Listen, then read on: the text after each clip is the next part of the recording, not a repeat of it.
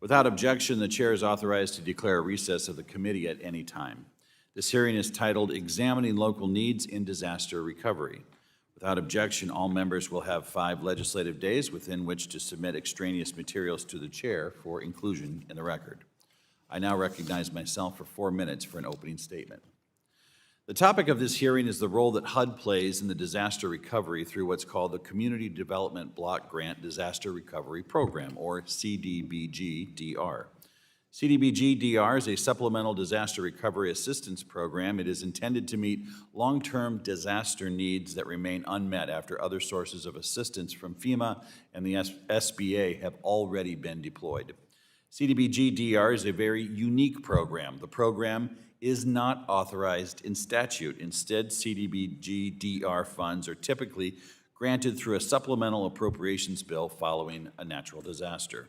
Because these funds are directed through the CDBG program and not any standing program with direct disaster recovery nexus, HUD must effectively rewrite the rules around how an affected area can utilize the funds for each disaster. This lack of structure makes this unauthorized program a nightmare for both its administrators at HUD and the local governments that need the funds. A quick look at some top-line data demonstrates this point clearly. According to a HUD Office of Inspector General report issued in January of this year, of the $109.8 billion allocated through CDBG-DR since its inception, only $64.7 billion has been spent. In other words, only about 59% of CDBG-DR funds have been spent. To be clear, I'm not saying only 59% of the funds were spent last year or in the last 5 years. Only 59% of CDBG-DR funds have been spent ever. If you take a look at some individual allocations, the problem looks even more acute. Out of $2 billion allocated to Puerto Rico and the U.S. Virgin Islands for the 2018 electrical power outages, only about 4.5% has been spent. Out of $16.1 billion allocated for mitigation activities from the 2015 to 2018, only about 16% of those funds have been spent. These abysmal statistics stem from both HUD's slow allocation of funds and grantees' difficulty in utilizing the funds when they are allocated. Additionally, HUD has struggled to conduct proper oversight to prevent waste, fraud, and abuse after the funds are spent. To sum it up, we have an unauthorized program for which, number one, HUD has difficulty allocating funds quickly. Number two, grantees have difficulty spending these funds effectively. And number three, HUD has difficulty conducting oversight of those funds. That's a dizzying set of problems for a program that has received over $100 billion since its inception. Now that we've discussed the problems with the status quo, let's examine the best path forward for disaster recovery. There is a proposal out there that would permanently authorize CDBG-DR. It takes the current structure of the program and seeks to enshrine it in statute, creating a permanent fund. I don't think that approach is prudent given how things are going.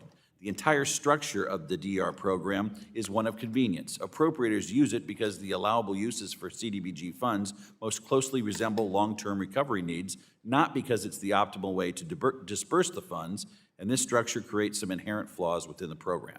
For example, the CDBG program has 3 national objectives: to principally benefit low and moderate income persons, to aid in the prevention or elimination of slums or blight, or to provide an urgent need for the purposes of health and safety. Because CDBG-DR exists within the program of CDBG, these funds must meet one of those national objectives. This creates an odd situation. The intended use of the money, which is to provide recovery dollars in the aftermath of a disaster, must conform with the priorities that have nothing to do with the disaster or the recovery. So, with that, I yield back my time. I now recognize the ranking member of the subcommittee, Mr. Cleaver, for 4 minutes for an opening statement. Thank you, Mr. Chairman. Thank you for calling this hearing. Millions of Americans have faced increasingly catastrophic, life-threatening extreme weather events. In 2024 and 2025 alone, the United States experienced 50 separate billion-dollar disasters. Disaster survivors, including in my own home state of Missouri, need assistance today. Disaster management is a multi-agency effort consisting of preparedness, emergency response, and recovery, with recovery occurring over the short intermediate, and long-term.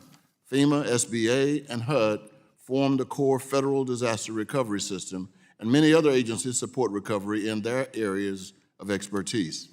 FEMA provides emergency and initial recovery assistance, SBA provides disaster loans, and HUD through CDBG-DR addresses longer-term recovery needs not fully met by FEMA or SBA programs.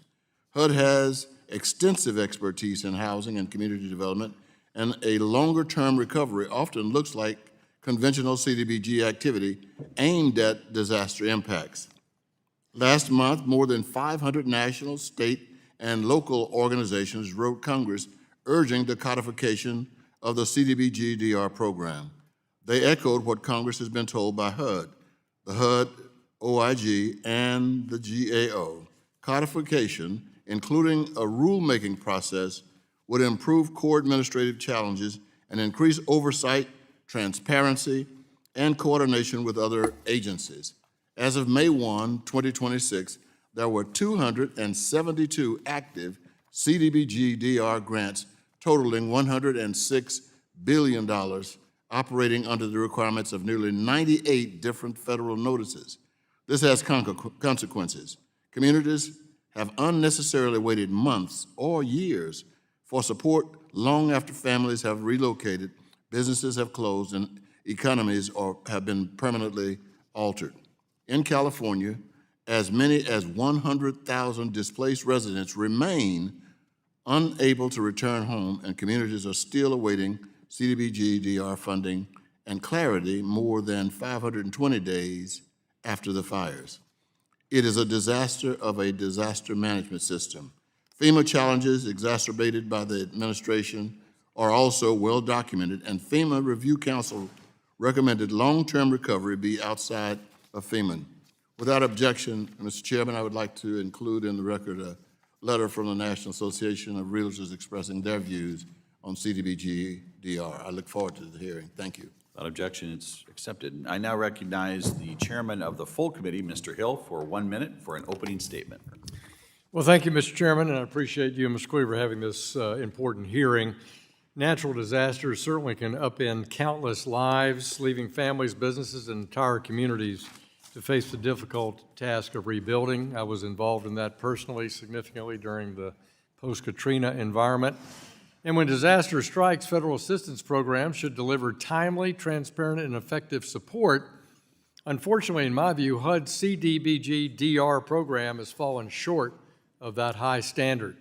It lacks permanent authorization, clear objectives, and consistent program rules.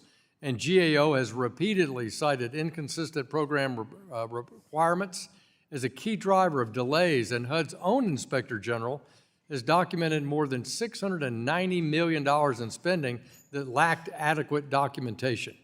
So the CDBG-DR's targeting rules compound that problem. I look forward to this hearing, looking for solutions and to how to design a program that can actually work. I yield back. Gentleman yields back.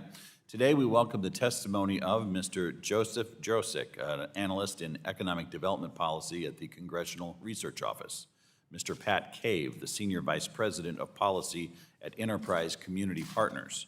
Ms. Heather Lagrone, the Senior Deputy Director of the Community Development and Revitalization Department at the Texas General Land Office, and Mrs. Stephanie McGarrah, the Deputy Secretary of Community Revitalization at the North Carolina Department of Commerce.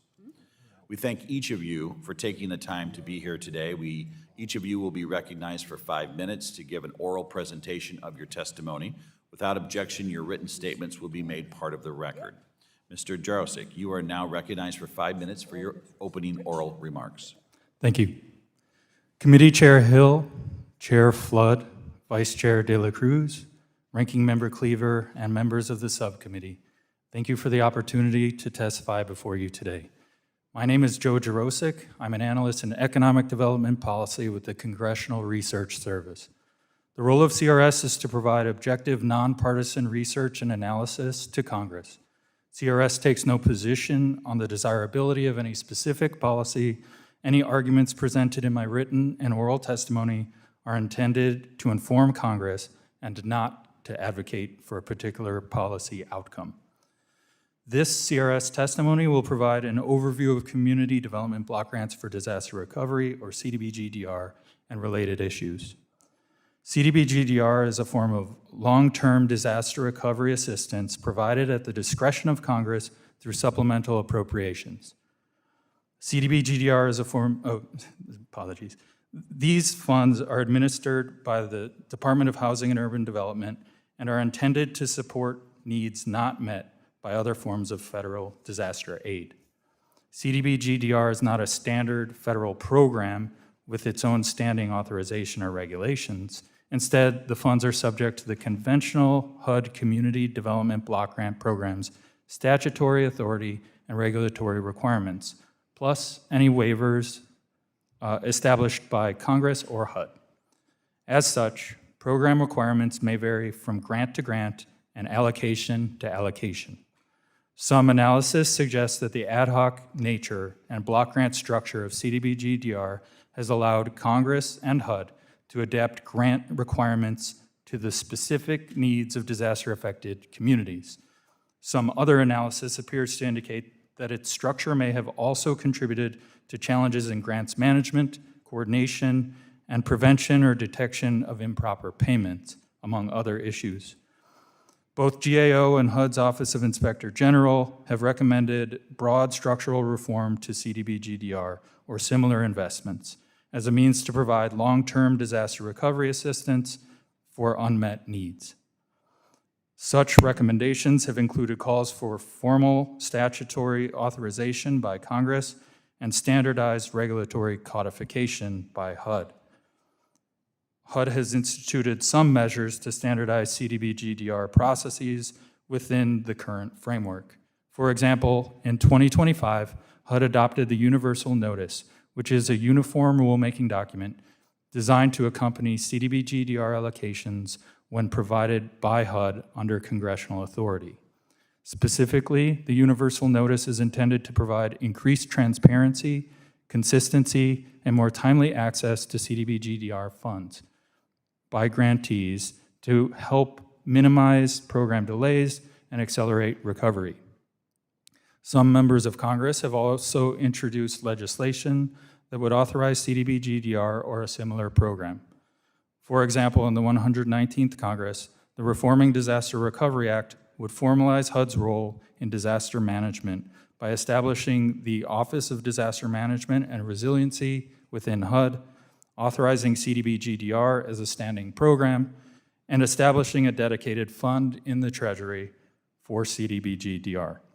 Alternatively, the Natural Disaster Recovery Program Act of 2025 would establish unmet needs assistance authorities within the Federal Emergency Management Agency, or FEMA.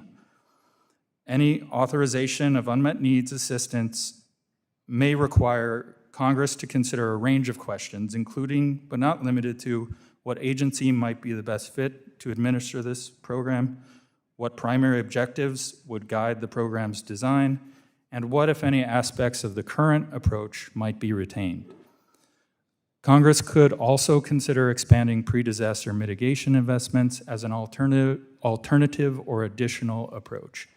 Thank you again for the opportunity to testify before you today. I look forward to your questions. Thank you very much. Mr. Cave, you are now recognized for 5 minutes for your oral remarks. Thank you, Chairman Flood, Ranking Member Cleaver, Chairman Hill, and Ranking Member Waters, and the members of the subcommittee. Thank you for the opportunity to provide testimony on examining local needs in disaster recovery. My name is Pat Cave.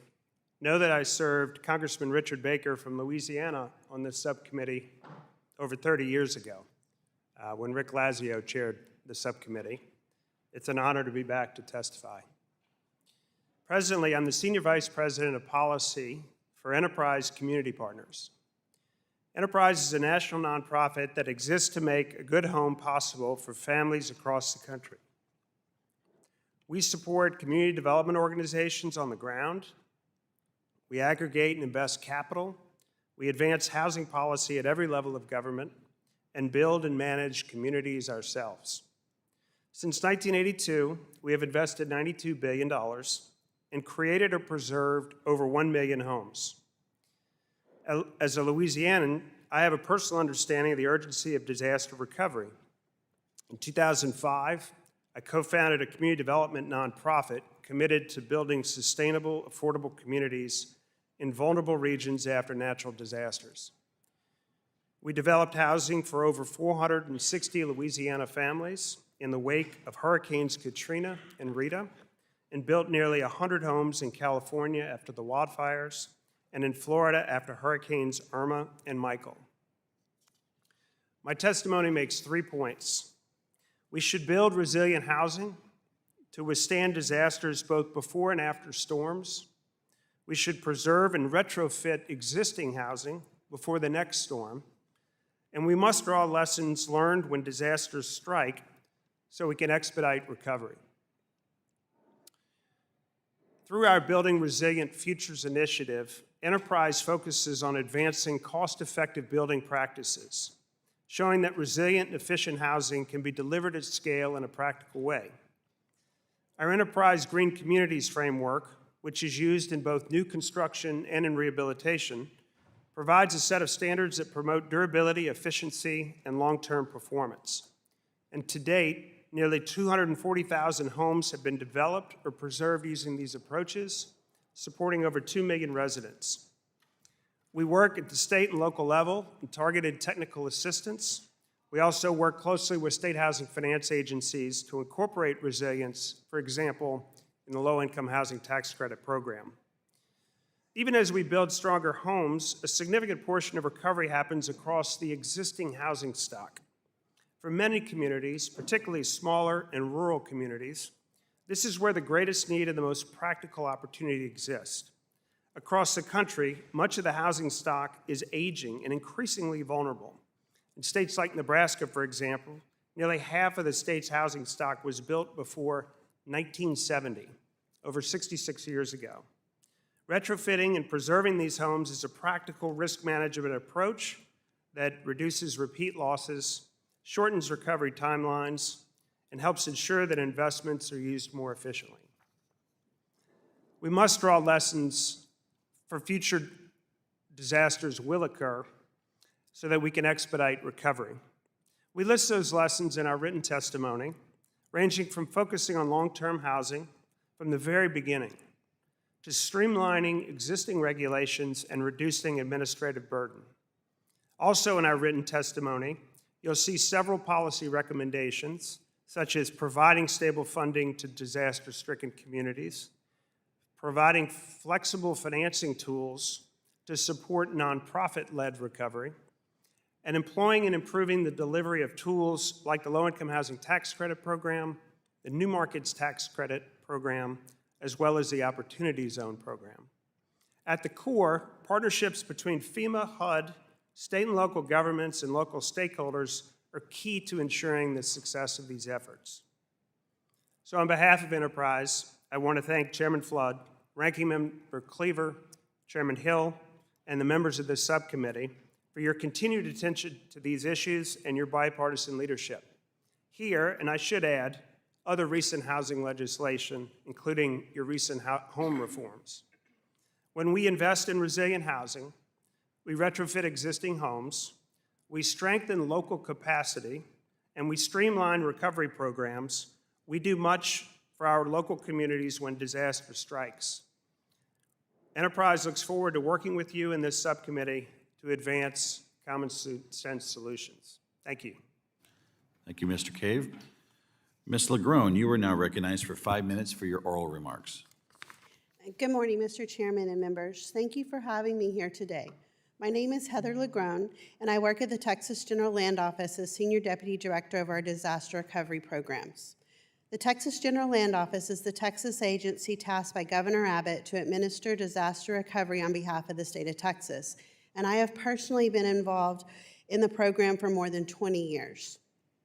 Texas operates the largest CDBG-DR program funded by HUD, and we have a strong reputation for being very good at what we do.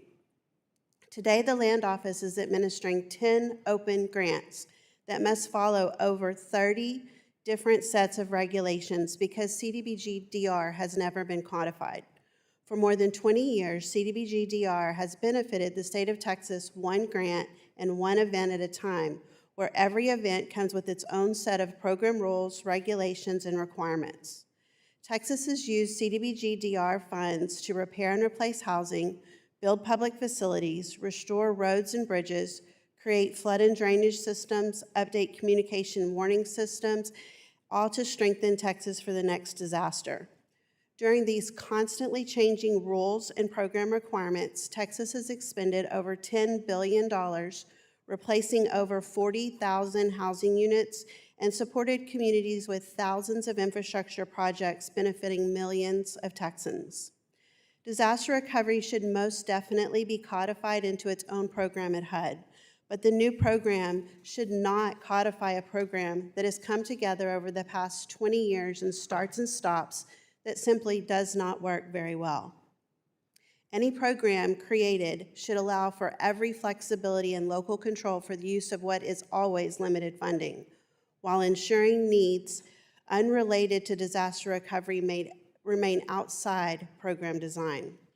States in need of disaster recovery funds should be granted that maximum flexibility possible, with disaster recovery as the top priority, unlike annually funded programs that start from a sunny skies perspective, where grantees have the time necessary to jump through the appropriate bureaucratic hoops. The action plan should simply define the programs being offered and how beneficiaries can access them. The current process has grantees developing action plans to great detail of events that are certified by the disaster declaration they have been granted from other federal programs. The grantee must then put the action plan out for a month-long public comment period that often yields little to no input, followed by a months-long HUD approval and review process that yields also no input, all which easily add 6 to 8 months to the start of recovery activities simply for the sake of bureaucracy and regulations that mirror a non-disaster recovery intent. Disaster recovery eligibility should have one definition across all federal programs. HUD currently calculates a secondarily defined HUD, most impacted and distressed subset of eligible counties for CDBG-DR programs. This calculation looks at unmet need in total dollars, which skews 80% of disaster recovery funding toward areas of greater population and does disadvantage rural areas. The allocation methodology prioritizes total dollars of losses, favoring larger urban jurisdictions while underestimating the relative impact on smaller communities with fewer local resources, smaller tax bases, and limited capacity to absorb every recovery cost. Considering per capita impacts or similar measures as a part of the allocation formula methodology would give a more complete picture of the needs in both rural and urban counties. Even better, HUD simply relying on a presidential declaration established under the Stafford Act would be timelier, more efficient, and fairer without narrowing the eligibility list. The state of Texas has been a successful participant in CDBG-DR funding for a long time, and we are very grateful for the benefits that we have received from this program. It is past time for the program to be codified into something that is directly responsive to disaster recovery needs while not adding more regulatory burdens. I appreciate the opportunity to share these perspectives and would be glad to provide any additional information or answer any questions you may have. Mrs. McGarrah, you are now recognized for 5 minutes for your oral remarks. Thank you, Chairman Flood, Ranking Member Cleaver, Chairman Hill, and members of the committee. My name is Stephanie McGarrah, and I'm the Deputy Secretary of Community Revitalization for the North Carolina Department of Commerce. I'm responsible for the implementation of North Carolina's Community Development Block Grant Disaster Recovery Funds for Hurricane Helene recovery. CDBG-DR has been essential to help the state of North Carolina address the unmet needs of low to moderate income families and communities in Western North Carolina, and I support the permanent authorization of the CDBG-DR program. While CDBG-DR is flexible funding that allows states and local governments to respond to the disasters they have experienced. Improvements could be made to the program's requirements and processes via permanent authorizing language. Hurricane Helene hit North Carolina in September of 2024, causing significant damage to the western part of the state with flooding, landslides, high winds that killed 108 North Carolinians and resulted in $60 billion worth of damage to homes and communities. This was by far the most devastating storm to North Carolina by a factor of 3. In January 2025, we were allocated $1.4 billion in CDBG-DR funds by HUD to address some of this damage inflicted by Helene, and we've made some significant progress in the last 17 months.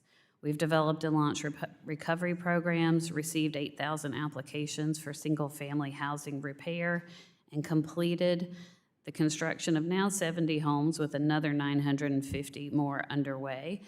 And we've opened application windows for multifamily housing and commercial district revitalization with infrastructure soon to follow. While we received CDBG-DR funding more quickly this time in comparison to previous disasters, there are additional improvements that can be made to the program that will facilitate faster and more efficient recovery for disaster survivors and communities. I respectfully propose that the committee consider the following changes to enable CDBG-DR to be quicker and more responsive. 1, promote permanently authorize CDBG-DR while promoting flexibility. We waited 3.5 months for Hurricane Helene allocations, but in the past, we had to wait 1.5 years. And permanent authorization would allow HUD to issue a notice of allocations more quickly and make disaster recovery more reliable and faster. We do have a great structure for low to moderate income families, but any additional requirements would reduce our flexibility to meet the needs of survivors and add extra time. We also need flexibility because even within North Carolina, what happens in eastern North Carolina and our recovery there in a flat coastal area is very different than the recovery required in western North Carolina, which is mountainous. Secondly, I would suggest that you allow states to leverage our action plans that are already in place. Heather talked about this from Texas's perspective. Our process took at least 4 to 5 months, and I'm regularly talking with citizens in Western North Carolina who are sitting in moldy houses. So the 4 to 5 month process could have been greatly reduced. Third, make data sharing agreements between federal agencies and CDBG-DR grantees automatic. It's important that we get the data from these other federal agencies, but it takes months. Again, we have a lot of distrust of government in Western North Carolina, so we had to knock on 56,000 doors in order to get people to know about this program and to be willing to talk to us to register. We needed the FEMA data to do it, we just needed it a lot faster. Fourth, remove overlapping federal, state, and local requirements. If you're rebuilding houses on the same lots, going through full federal NEPA compliant environmental reviews is a very time-consuming process. It took us 7 months to get through a Tier 1 environmental review, and then for each individual home, we're waiting another 80 to 90 days. So again, whatever we can do to streamline these requirements would be helpful, and it will make sure that more funds are directed to recovery costs as opposed to administrative expenses. I would like to express my gratitude and appreciation to the HUD grants management staff who've really helped North Carolina as we set up a new state recovery structure, and I appreciate the willingness of this committee to consider permanent authorization of CDBG-DR funding to speed recovery for low to moderate income families and communities while maintaining the flexibility of these funds for states and local governments doing the difficult work of recovery. Thank you, and I welcome any questions. Thank you very much. I'll now turn to member questions. I recognize myself for 5 minutes. Ms. Lagrone, you provide a unique perspective to our conversation today. As a representative from Texas, a state that's seen more than its share of disasters, you've been the subject of several allocations of CDBG-DR funds. Can you provide us with some useful insight into the problems with the current formation of the program? Here's my question. You said in your testimony that CDBG-DR, quote, simply doesn't work well, end quote. Can you describe the most significant challenges your state has with CDBG-DR allocations? Yes, sir. Thank you for that question. It literally just takes too long to get to the funding. All of the hoops that we have to jump through to get to the funds is what is delaying recovery efforts. So is there any difference in how the funds can be used in a large urban area versus a rural area? Do any of those geographic issues present challenges with the program? There's always limitations in capacity of the governments that we're working with and their ability to implement the recovery. And in some cases, that capacity is not necessarily better in an urban area or less in a rural area. But we definitely see capacity issues with those communities. So a lot of technical assistance is definitely required for those communities. Have you had an opportunity to review the Senate's amended version of the 21st Century Road to Housing Bill? Yes, sir. Are you familiar with Section 501? Yes, sir.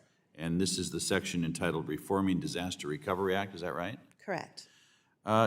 Does this provision sufficiently address your underlying concerns with the way the program functions? No, sir. It is codifying the program that we're operating today, and it adds a few extra regulations on top of that. Thank you very much. Next, I'd like to pivot to what some alternative ideas on this matter may be. As I think about what we should prioritize in disaster recovery, I think we need funding that is flexible, works quickly, and prioritizes mitigation and resilience. I appreciated Mr. Cave's comments on that. After all, if we're asking taxpayers to allocate funds for these projects, we want to ensure the area that receive federal funds is better prepared in the event of another disaster. Mr. Cave, Ms. Lagrone, Mrs. McGarrah, you have varying views on the effectiveness of the program. My question for each of you is whether you would be open to ideas for disaster recovery that seek to replace the current structure of the program with an alternative operating outside the structure of CDBG. Let's start with you, Mr. Cave. Yeah, we had a set of policy recommendations in the written testimony. I would say two things. One, CDBG-DR is not enough, right? We should commit to streamlining the program, and we do support CDBG-DR, and we would invite a conversation about other solutions. Ms. Lagrone? Yes, sir. Similarly, I would suggest that CDBG is a Sunny Skies program, and shoving a disaster recovery program under a Sunny Skies program is not working well. So a standalone disaster recovery program would make a lot of sense. And would you keep that at HUD, or would you move it to FEMA? I think I would keep it at HUD. FEMA's regulations and FEMA's teams, in my opinion, are definitely more in the response of a recovery as opposed to the longer-term recovery efforts that come from the CDBG type allocation. Mrs. McGarrah? I would support a standalone disaster recovery program, or the changes that we suggested, making the current CDBG-DR program more flexible. I agree that it needs to be more flexible and more certain, and I would keep it with FEMA, HUD. We have not had the best experience with FEMA with Helene. What has been your experience with FEMA? Delays, lots of delays. So here's just a question on the way the program's structured now. Can you build, does it pay for resilience, or do you have to build what you had? Mr. Yes. Jaroscak. Sure, yeah. So I can speak to that briefly. Currently, CDBG-DR can be used for rebuilding above and beyond. And also, there are now a percentage additional funds for CDBG mitigation, which can be used even more flexibly for mitigation type measures. Okay, I ran out of time. I yield back. I now recognize the ranking member, Mr. Cleaver, for his opening comments and questions. You're recognized for 5 minutes. Thank you, Mr. Chairman. Ms. McGarrah, one of the proposals before this committee is the Reforming Disaster Recovery Act led by Congressman Al Green. The bill does many things, including requiring federal agencies to share all data to improve coordination of the disaster recovery process, as well as increased oversight and data transparency. And another, authorizing the creation of a CDBG-DR reserve fund that can quickly disperse initial recovery funding post-disaster without waiting for a new congressional action. Also, developing a formula to allocate assistance to the most impacted areas, creating a capacity building and technical assistance set aside, and a couple other things. Would these changes that I've just mentioned benefit the families and communities that you're serving in North Carolina? They would. I'm not as certain about the formula. I'm not sure how that would play out. And I know the current formula that we have has, as Heather spoke about with Texas, we've had problems in North Carolina as well, where it's left out rural areas. North Carolina is the second most rural population in the country behind Texas. So we would want to make sure that any formula covers both the rural and urban. But the data sharing would be much appreciated. Thank you. Ms. Lagrone, you testified before Oversight and Investigations Subcommittee a few years back, 2018, and you said, and I quote, "The flexibility of the CDBG program is what makes it really the best programs to put these disaster recovery dollars into," and so that you go on to say the CDBG program is the right program for this.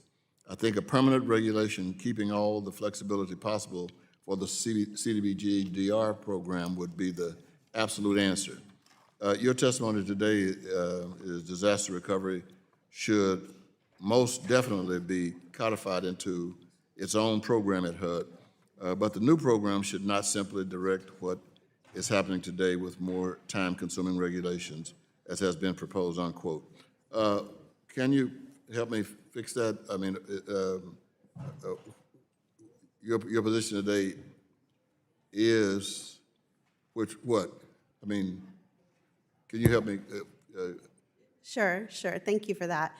So CDBG is definitely one of the most flexible programs in the federal portfolio of grants, but it could be more flexible.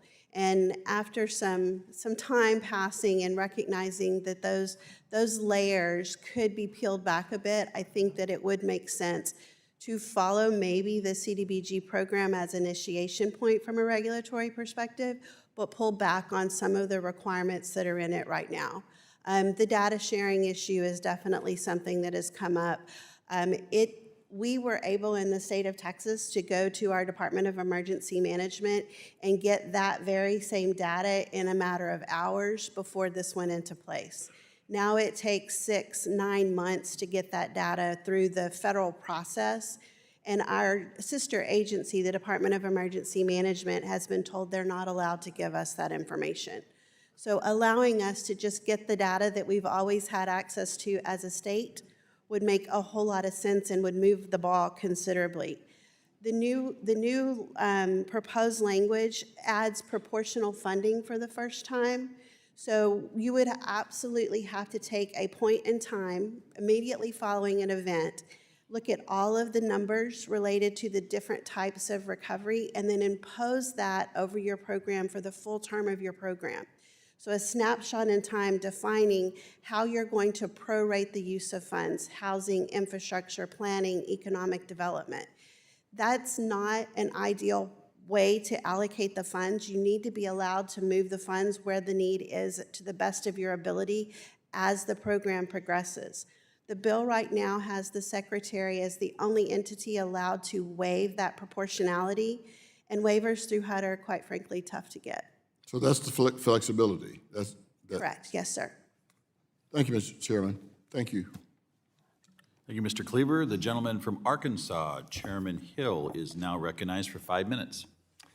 Thank you, Chairman Flood, and again, thank the witnesses for being with us today. There's no doubt that your testimony demonstrates that the disaster recovery program is intended to be good and could be a force for good if it were properly structured. I think you've made that clear in a number of different ways. However, over the years, the lack of a formal authorization is yet another missed opportunity to create certainty and structure in normal times so that we aren't forced to make new and ad hoc rules every time there's a disaster strikes and appropriation granted to this account. But I think there are three basic objectives that we need to answer about CDBG-DR before we try to legislate its permanent existence. So let's talk about those. Mr. Jaroscak, let me start with you.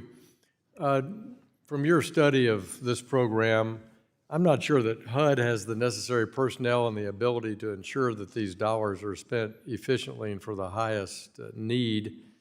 Also, by routing the dollars through the CDBG program, DR funding is required not only to have a disaster-oriented impact, but also to be a CDBG-eligible activity,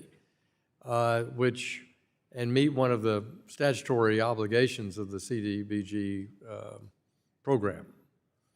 So is HUD the right agency to do this kind of disaster recovery assistance? So Congress has definitely considered other options, and I can't necessarily say what the right fit would be. I would note, yes, that GAO and OIG have consistently raised concerns about staffing capacity at HUD and the time and the guidance provided internally for reviewing CDBG-DR paperwork and grantee documents. Okay. Ms. Lagrone, you've testified that you've received more CDBG-DR money than anybody else in the country. We don't doubt that. Texas is big, and they do disasters big and recovery big, too. But over your 2 decades of experience, I mean, both you and our witness from North Carolina just talked about serious delays and bureaucracy in the program. So if Congress wants disaster funding to really make a difference in helping victims in that disaster context, what should it not do to allow you to get, back to the most bang for your buck, do you think? In other words, what is that feature that we really need to codify to make it work more effectively with our state partners? I believe that we need to step out of disaster recovery at the federal level and allow as much local control as possible. What you see when nationally mandated proportions to different types of programs is communities choosing their least priorities in recovery. When you see a requirement for certain types of activities, then communities are going to use the funds for those types of activities, though they may not be their best benefit. In Texas, we do get hit by a lot of disasters, and we are always oversubscribed in our programs, and our communities are forced to choose projects or recovery efforts that fit into those requirements that you just listed. Well, maybe you could compare FEMA's, emergency day one assistance and short-term lending, and then the SBA programs, and isolate things that relate to housing recovery or housing community development recovery, and send us a list of what those priorities are, because obviously there's a debate in Congress about granting the states a lot more discretion about customizing the recovery with some federal grant money instead of prescribing exactly how it ought to be done, and that would be helpful. Mr. Cave, let me turn to you. Using federal grant money to repay federal loans strikes to me as misguided, but also a violation and maybe prohibited under other federal statutes. Likewise, HUD IG has constantly complained about the misuse and misallocation of this program. How could we have better certainty about that the funds granted are actually used for the specific purpose? Well, that's a good question. It does seem to me a lot of what we read from the Inspector General at HUD is we saw it in the state of Louisiana. They went back and audited, found $670 million that was not tied directly to the Road Home Grant Program. Look, I think we step back and echo what Heather is describing, which is getting the money to the states as quickly as possible and ensuring— Appreciate that. My time's expired, but anything you want to expand on the accuracy aspect would be helpful to our work. Thank you, Mr. Chairman. Thank you, Mr. Chairman. The gentlewoman from California, the ranking member of the full committee, Ms. Waters, is now recognized for 5 minutes. Thank you very much, Mr. Chairman and members. I understand that this hearing is all about looking at the systems and how they work or they don't work. And really, we've been talking about this since Katrina with CDBG-DR. And some of the people never got compensated down there in New Orleans. But let me tell you, I want to talk about California today. We have 100,000 displaced people in California, in Pacific Palisades, in Altadena. Homes have been burned down, lost everything, and the President of the United States came out there and said that he was going to get emergency funds to get that done, to get the work done. He has done nothing. The cabinet has done nothing. The people are continuing to suffer. But look at this. Why is it we have $30 to $45 billion spent on a war in Iran, and we don't even know why we're there? Why is it that the president wants to have the largest arch in the country, which costs $100 million? They're already tearing down what we got to replace it. Why is it the president can find $400 million to repair the East Wing that he tore down, that he didn't even come to the Congress of the United States to talk about doing it? Why is it we can't get this emergency done? Why is it what the president came out to Los Angeles and promised after he blamed everybody but, human nature?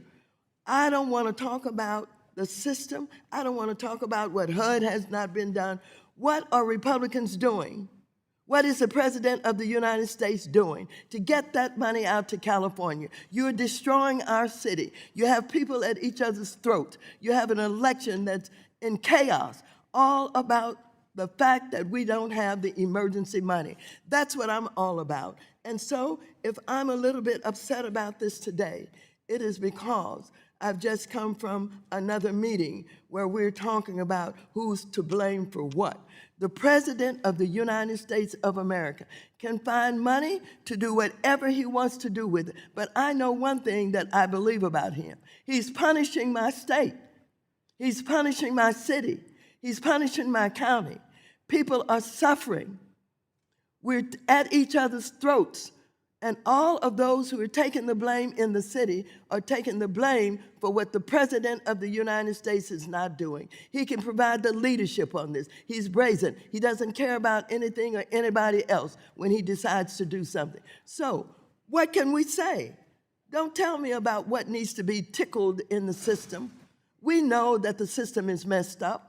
We've been talking about CDBG-DR since I got involved with Katrina in New Orleans. I want to know why the President of the United States of America will not give the leadership that is needed for the emergency fund in California, in my city right now.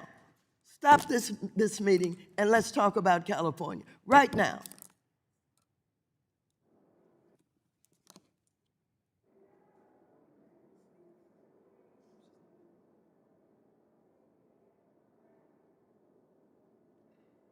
Does the gentlelady yield back? My time is not up. No. If you want to be silent, that tells a story. But if you want to talk about California, start the conversation. What do you know, Mr. Chair, about what is happening with emergency needs in California? I'm not blaming you for anything, but if you know something, do you have a relationship with your president? Can you talk with him about it? California wants to have their government of the United States of America do what it's supposed to do in an emergency. People are homeless. We've been waiting and waiting and waiting. Anybody got anything to say today about California, about Los Angeles, about Pacific Palisades, about Altadena?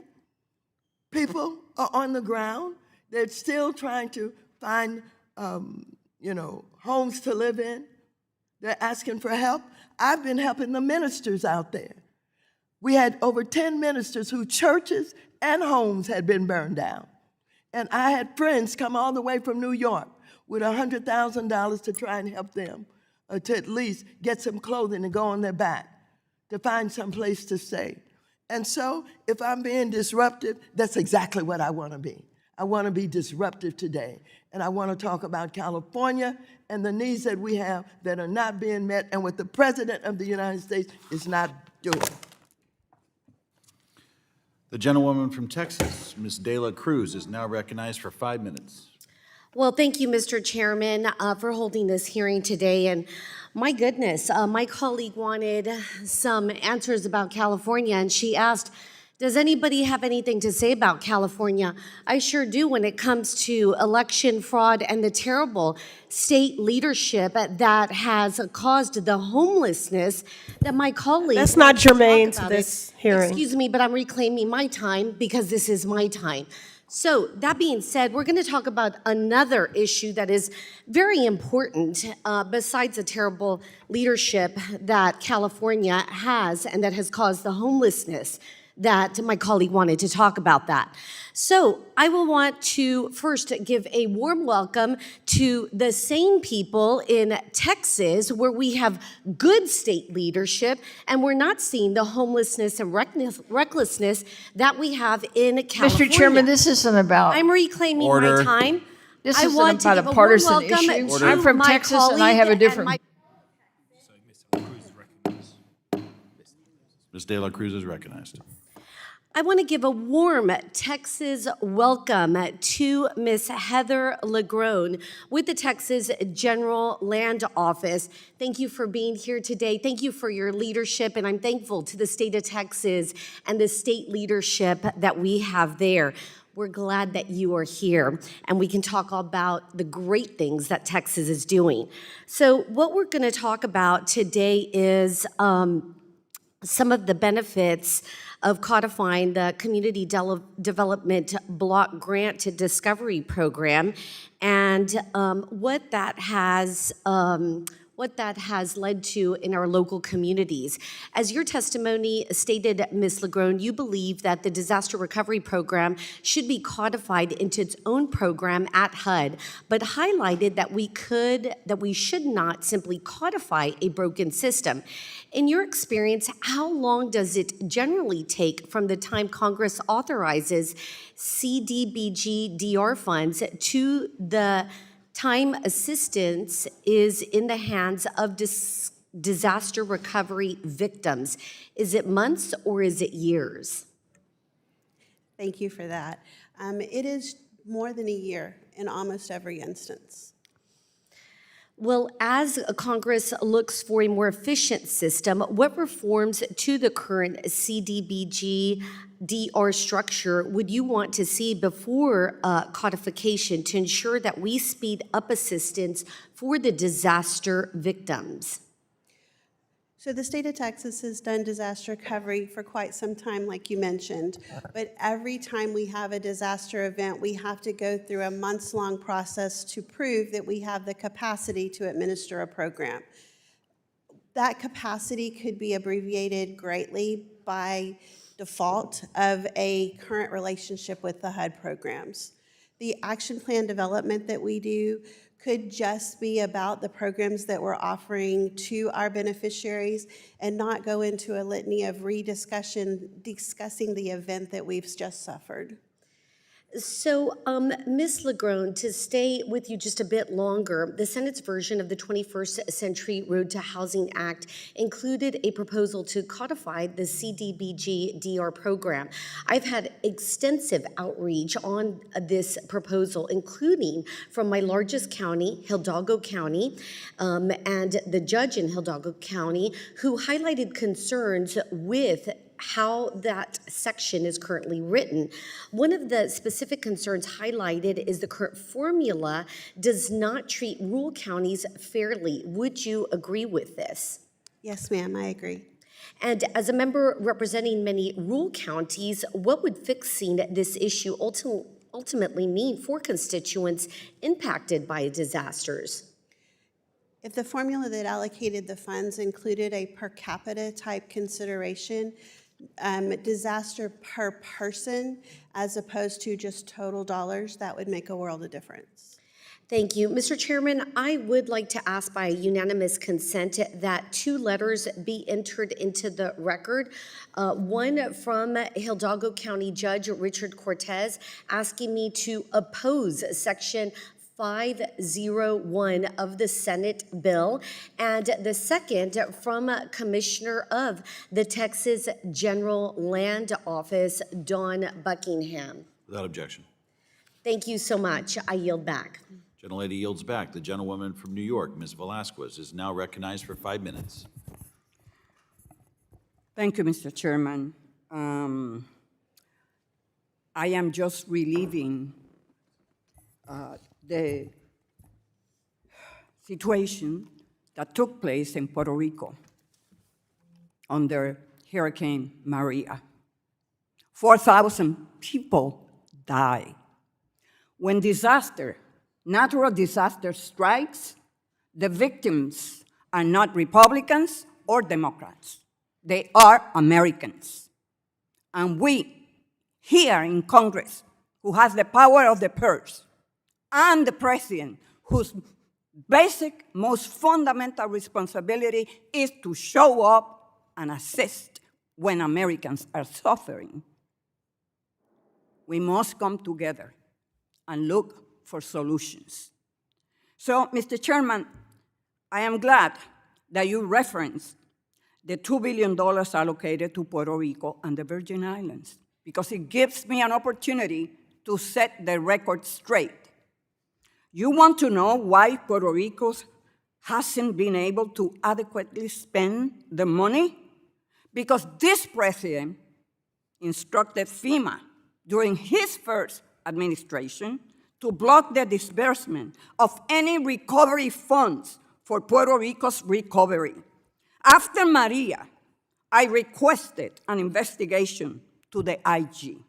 The report concluded that the obstructions to the disbursement were intentional.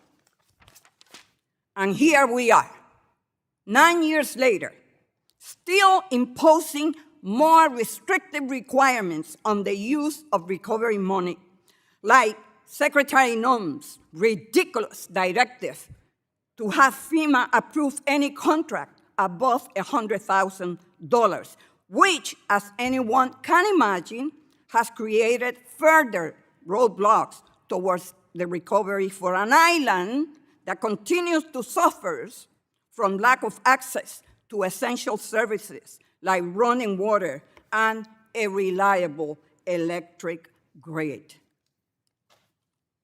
So I'm glad that I was given this opportunity to set the record straight, because we, as Americans and as members of the U.S. Congress, should be ashamed that we allow for the people of Puerto Rico today not to be ready to face even a Category 1 hurricane. Shame on us. These are Puerto Rican Americans. They are our problem because we acquired them in 1898. And until the last day that I'm here, I will be fighting to make it right.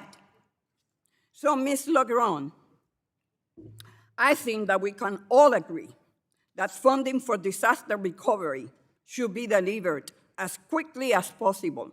Yet, during previous attempts to codify the CDBG-DR program, I have maintained that states, localities, and territories need the flexibility to utilize federal resources in ways that best serve their needs.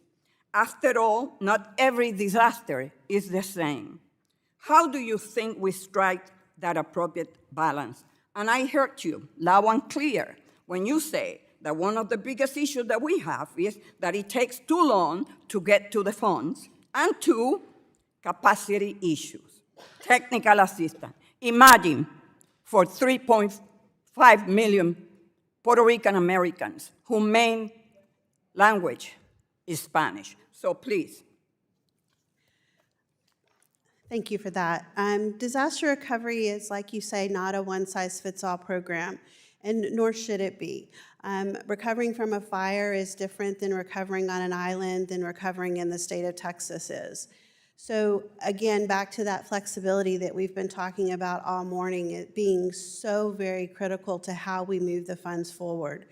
Giving the ability to make those decisions on the ground, giving the technical assistance that's necessary from HUD very timely, as opposed to waiting for answers or having to do the best that we can with the information that we have. All of those things would definitely move us forward in the ability to respond in a recovery event much more quickly. Thank you. I yield back. Gentlelady yields back. The gentleman from Tennessee, Mr. Rose, is now recognized for 5 minutes. Thank you, Chairman Flood and Ranking Member Cleaver, for holding this hearing, and thank you to our witnesses for being here today. Let me be blunt. The Community Development Block Grant Disaster Recovery, CDBG-DR, kind of a mouthful program, is slow, duplicative, and routinely fails the very people it is supposed to help. Communities don't need a second, clunkier system layered on top of the first. They need help that actually shows up on time. That is why it is so baffling to watch our colleagues in the Senate look at this track record and conclude that the answer is more of it. Disaster recovery should be handled in one place by one agency that is built for it. Instead, we have drifted into a fragmented approach that slows everything down. It is time to end the experiment, consolidate recovery where it belongs at FEMA, and let housing officials focus on housing again. Mr. Cave, if CDBG-DR funding is often used for broad recovery efforts beyond housing, what is the justification for keeping it under HUD instead of moving it to FEMA to reduce fragmentation and improve efficiency? Well, it's a very good question, Congressman. Look, I think culturally, from what I've seen in our work in Louisiana and Florida, is emergency preparedness personnel are focused on logistics. And they serve a governor in a GO-STEP office, which is really about emergency preparedness and execution, individual assistance from the get-go. HUD is longer term. It's designed and focused on housing. So how do we get an immediate individual assistance focus on principally housing?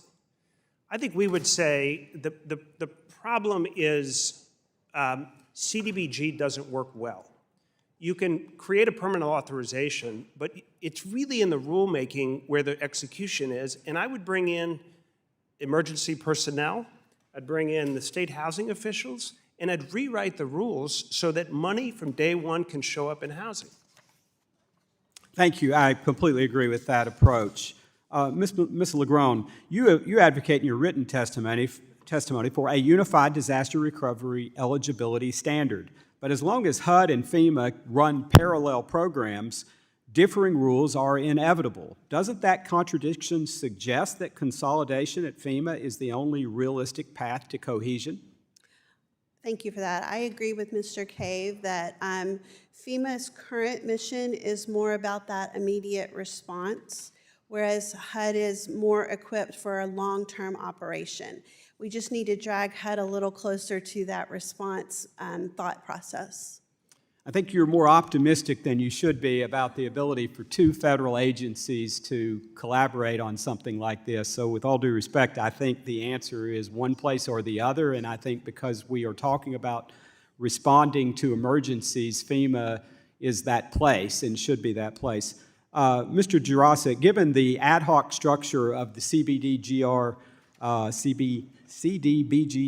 program, HUD's Office of Inspector General has identified persistent weaknesses in grantee guidance, oversight, and data collection that heighten the risk of improper payments and make it more difficult to detect fraud, waste, and abuse. Past examples, including over $690 million in questionable spending in Louisiana's Road Home program and continued GAO warnings, underscore these vulnerabilities. Could you briefly explain the key oversight gaps in CDBG-DR and how they contribute to these risks? And you got about a minute.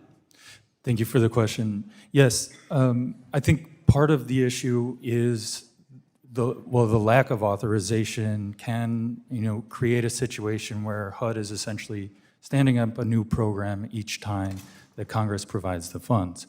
Additionally, both OIG and GAO have identified deficiencies in HUD's internal communication, internal guidance on monitoring and assessing grantee capacity, among other issues. Also, OIG has pointed to data collection as a key challenge for HUD, and insufficient accounting software tools that HUD uses. These all kind of can help to contribute to challenges that HUD faces. Thank you. I see that my time's about to expire. Appreciate your frank answers, and I yield back the balance of my time. Gentleman yields back. The gentlewoman from Massachusetts, Ms. Presley, is now recognized for 5 minutes.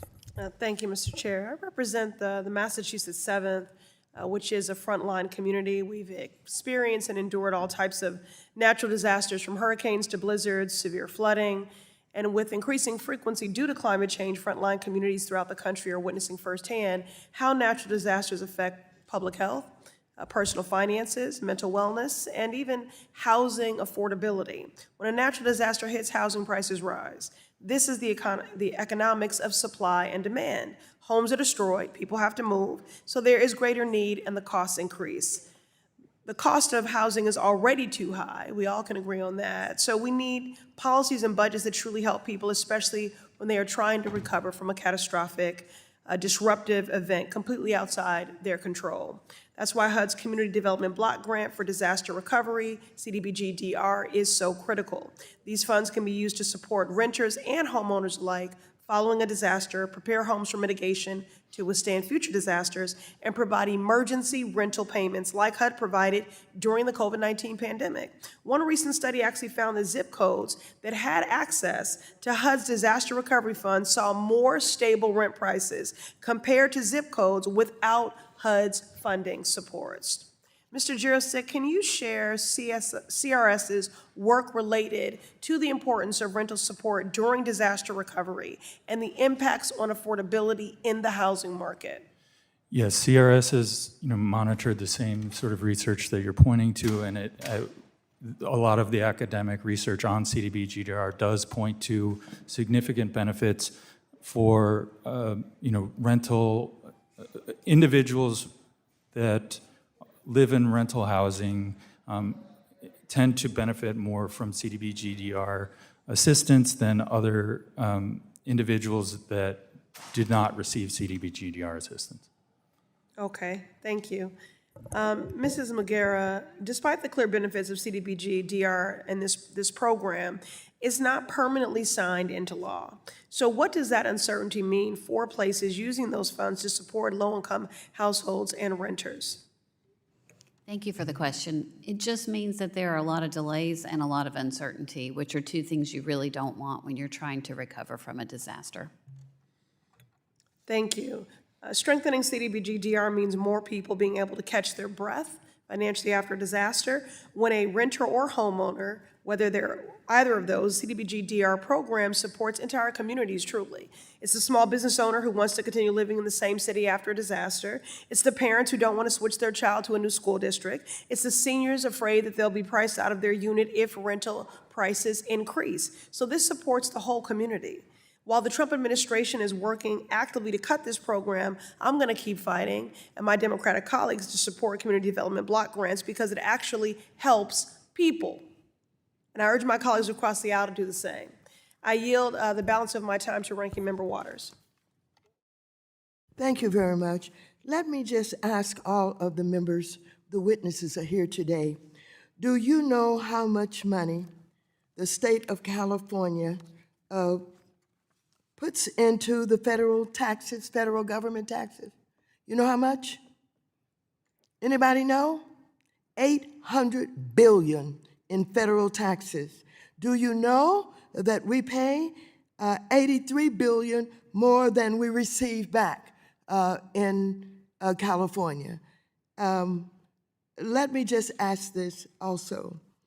Do you know that despite the fact that we are paying for everything and everybody along with others, I understand North Carolina, I think your governor is here today, begging for resources. And I understand that people are living in molded homes, et cetera, et cetera. Is that true, Ms. McGarrah? Yes, we need more resources to recover from Helene, and our governor is here today. Do you know whether or not he is being received by the President of the United States, who spends all of our money any way that he'd like to spend it? Do you know that he has an audience? I'm not aware of his schedule, I'm sorry. Did any of you know about the history of Altadena that burned down? Maybe you've heard about Pacific Palisades, but do you heard about Altadena? Do you know what Altadena is? Do you know about the legacy homes there? Well, let me just say this. Let's all join in this fight together so that we can stop this president from picking and choosing. He hates California. He is absolutely punishing us The gentlewoman's time because has he expired. does not like us. And whoever said, indicated that there was some fraud, The but that gentlewoman's is time has not expired. true. The gentlewoman's time has expired. Thank you very much, The gentleman from Ms. Presley, Montana, for yielding the time. Mr. Downing. is Thank you, now- Mr. Chair. Thank you for holding this chair, and thank you to the witnesses for being here. Victims of natural disasters, they expect the deployment of federal assistance to be as seamless as possible with guardrails as appropriate. And like most federal programs, there are inefficiencies that need to be addressed with how the federal government handles disaster recovery. However, some in Congress have taken this to mean that we must make permanent a new program entirely, one of which has already been shown to be an inefficient complement to traditional disaster aid. So I'm going to start with Mr. Cave. Do you believe it's appropriate for HUD to have a role in disaster recovery at all when we have FEMA? So I do, and I think the challenge, let me give you an example. Post-Katrina, we had 100,000 travel trailers as a housing solution, right? Because FEMA at the time moved quickly. And for many families, that served them well. But I do think if there were more thought given to the building materials, possibly stocking small homes, ADUs prior, where HUD, who knows housing and building materials, could design a competition, and we'd stockpile them early. FEMA and HUD could deliver on a better product immediately. So I do think there's merit. Thank you. Would it make sense or more sense to reform FEMA assistance so it can be a one-stop shop, or for disaster assistance? Or it sounds like, well, just... Well, I think it's both. Like, we could reform CDBG-DR by making it more effective, for sure, and we should instruct FEMA to work with HUD on first-day housing needs getting met. Thank you. Ms. Lagrone, you have anything to add to that? No, sir, I agree with all that. Excellent, thank you. Mr. Jaroscak? Thank you.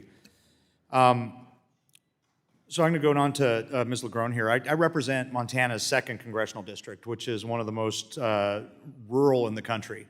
We've got really long roads. In your written testimony, you discussed how HUD's CDBG-DR calculations can disadvantage disaster-stricken rural communities in favor of urban areas. So can you describe why that is, and more importantly, what Congress can do to address it? Thank you for that. Yes, so when HUD does the calculation to decide most impacted and distressed, they look at a total dollar value associated with damage or unmet needs.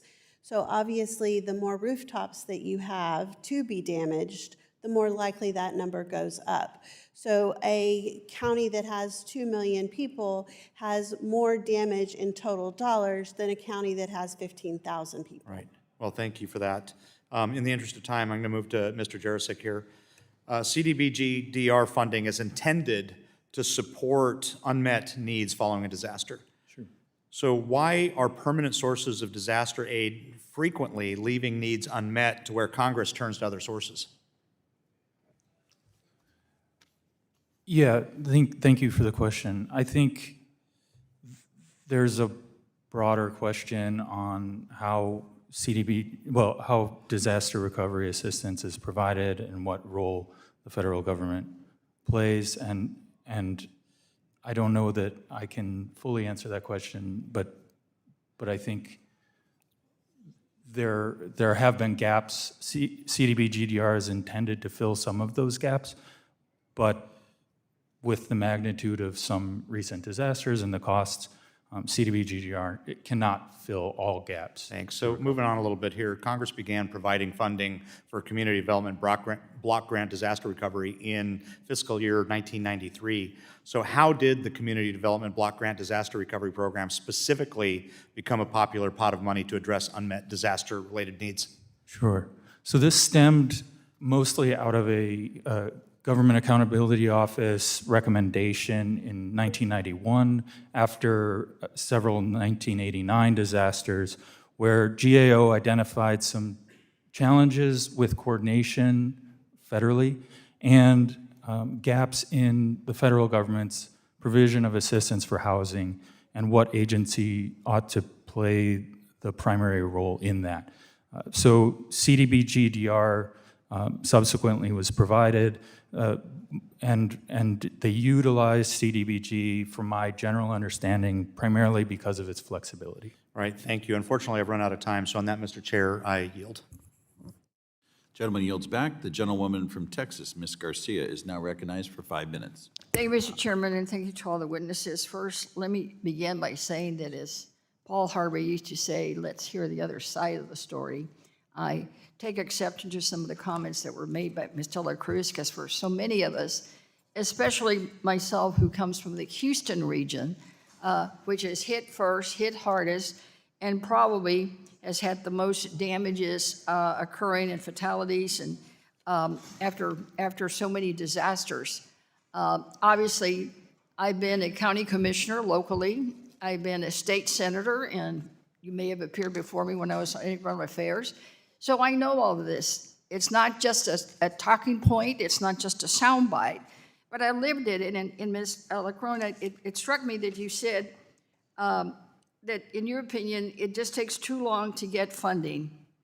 That's exactly what we used to say when I was in local government about the slowness of the GLO. So I'm not here to tell you that your program is a disaster, but it's certainly lacking.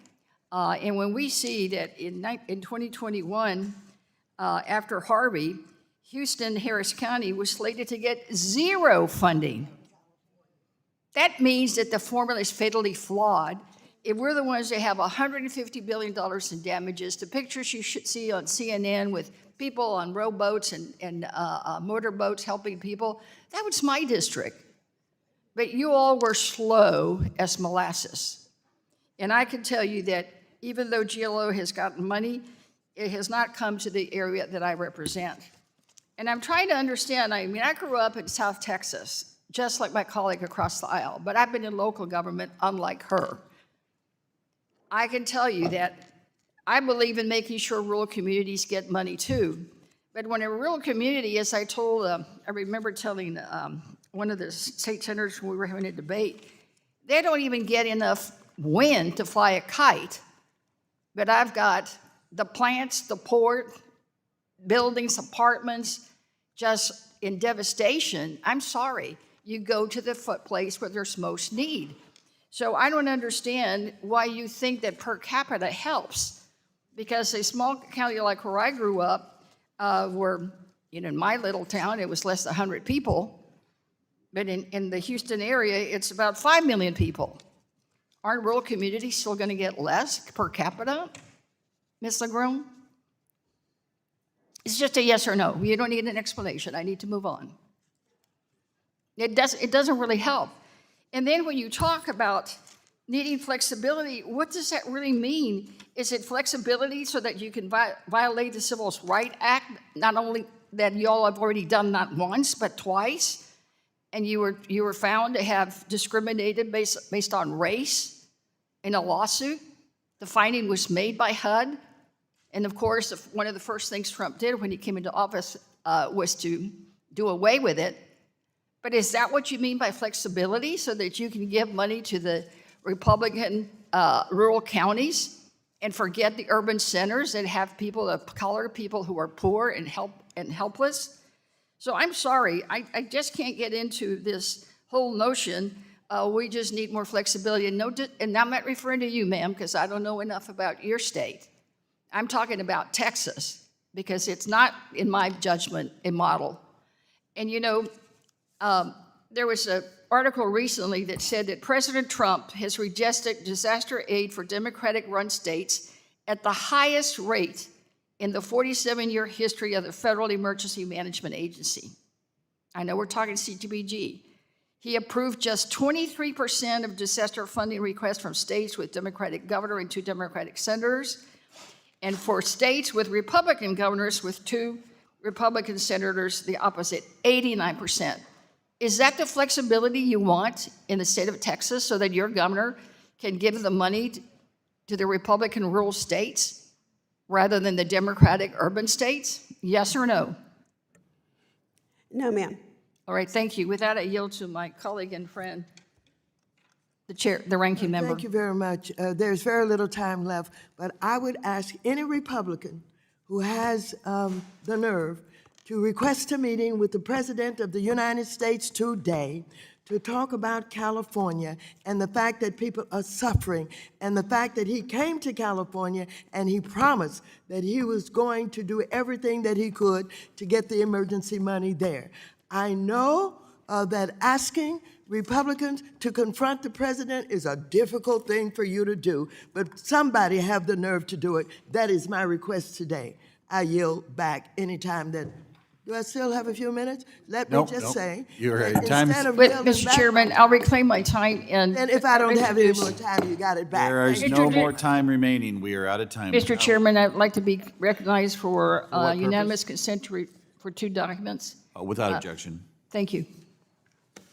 The gentleman from North Carolina, Mr. Moore, is now recognized for 5 minutes.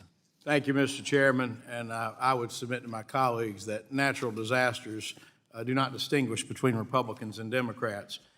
In western North Carolina, I will tell you, the communities are still recovering after the devastation of Hurricane Helene. The storm damaged tens of thousands of homes, it displaced families, left many communities facing a long and difficult rebuilding process. For many of those families, flood insurance was simply not an option. These were mountain communities, not in traditionally what you would think of in a flood area. And so as a result, the federal disaster recovery programs have become one of the few remaining pathways to rebuild. The CDBG-DR is often a primary source of assistance for these unmet recovery needs after FEMA assistance, SBA loans, and charitable resources have been exhausted. First off, Ms. McGarrah, thank you. Glad to have you here in Washington. By the way, you got to stay in North Carolina for the good barbecue, just saying. You can't find any good barbecue in Washington, so crab cakes are great, though. That's true. But no barbecue here. North Carolina has administered the CDBG-DR funding following multiple major disasters, as you know, that we've had. How is North Carolina, how is our state's experience administering those grants after Hurricane Helene differed from the experience, say, with Hurricanes Matthew and Florence, of course, which we know where those areas are. My colleagues don't. Those were on the coast. Helene was in the mountains. What's been the difference administering those? We have had a quicker turnaround in terms of getting our funds. It was around 3.5 months for our allocation from HUD after Helene, and I think we waited 1.5 years after Florence and Matthew. Okay. And so the major sources delay, like if there's any HUD requirements or action plan approvals, duplication of benefit reviews, et cetera, local capacity constraints, or anything else, what would you say, I guess, has been the most challenging for North Carolina this time? I think the length of the process for the action plan, that's challenging. The environmental reviews have been very time-consuming. I actually spoke with Samaritan's Purse, as you know, is a major nonprofit, and they're headquartered in Boone, North Carolina. And they said the areas where they can save time, they get their money a lot faster. They don't have to go through the lengthy procurements that we have to go through. Their environmental processes are more streamlined, and they don't have all the requirements we have. Obviously, some of the requirements we need to have in place, but I think there are ways to streamline those and save time for our survivors. Yeah, I believe GAO and HUD's Inspector Generals have, they've repeatedly identified some challenges involving data sharing, duplication of benefits, and improper payments. And we know, unfortunately, those things have happened. But your testimony does raise some of the issues that are just out there. I actually have a bill that would require HUD to enter into a formal MOU with FEMA and the SBA to improve disaster recovery data and information sharing. Do you think if we had greater coordination among these agencies and improving transparency, that would strengthen accountability within the CDBG-DR program? I do. I think data sharing is important, and it certainly took us several months to get those in place, so that coordination would help.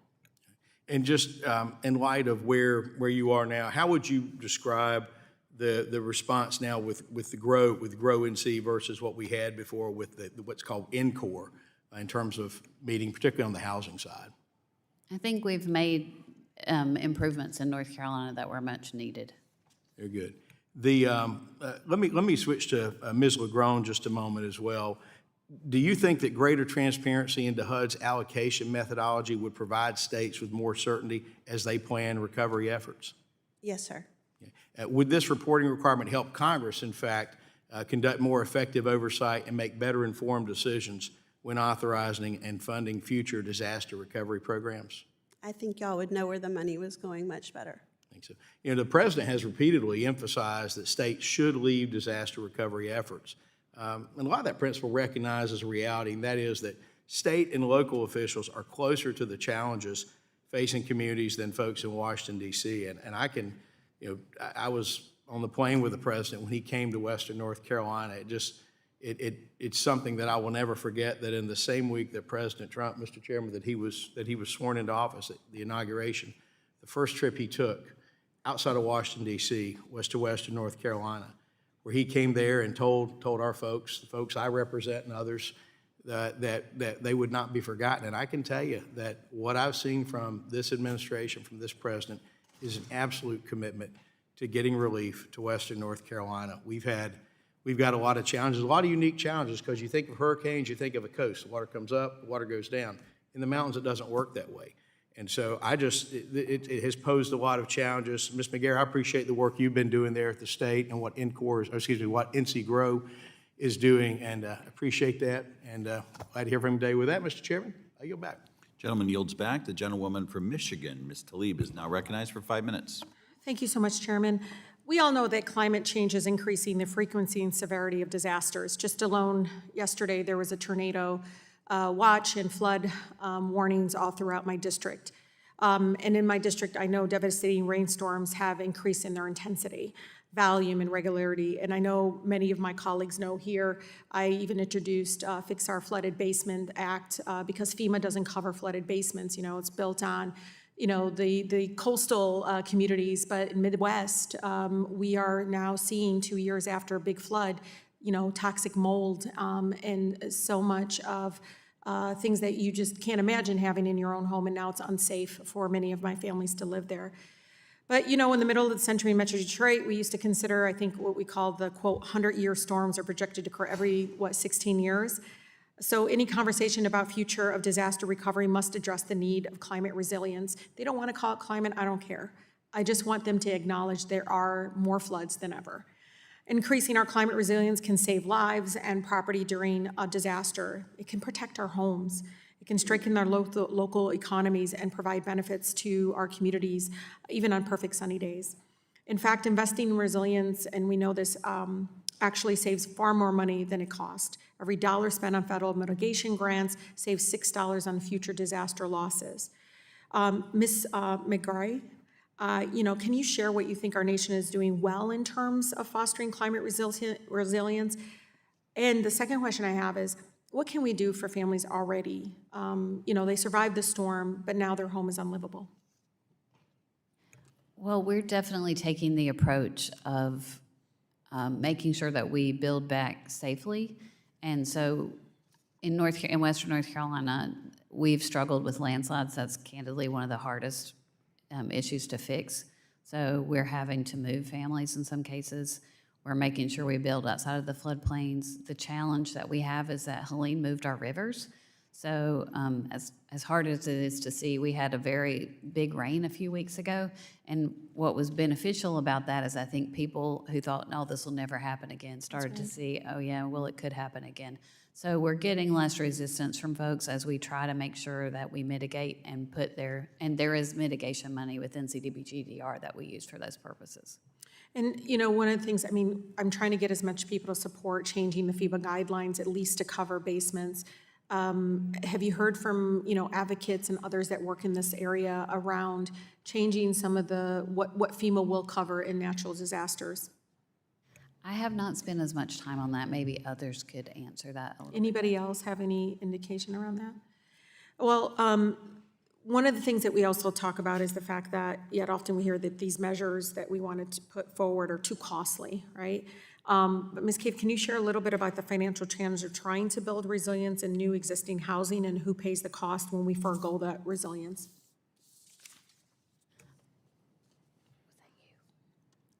Yeah, for you. Oh, I'm so sorry. It's okay. I'm sorry. I missed who you addressed it to.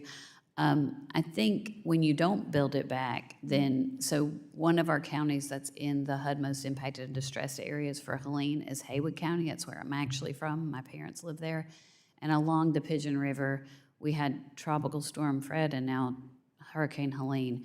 And so we have seen folks just lose their houses 3 years ago and now, and some of them in 2001. So the cost is high, and now we're seeing small towns agree to move those people and give them a way to move their houses to a different location, which is really tough for people who've been in a location for a long time. Yeah. But it's important, and I think we must do and mitigate, or otherwise we will continue to pay the price. Ms. McGarrah, you actually mentioned CDBG-DR assistance.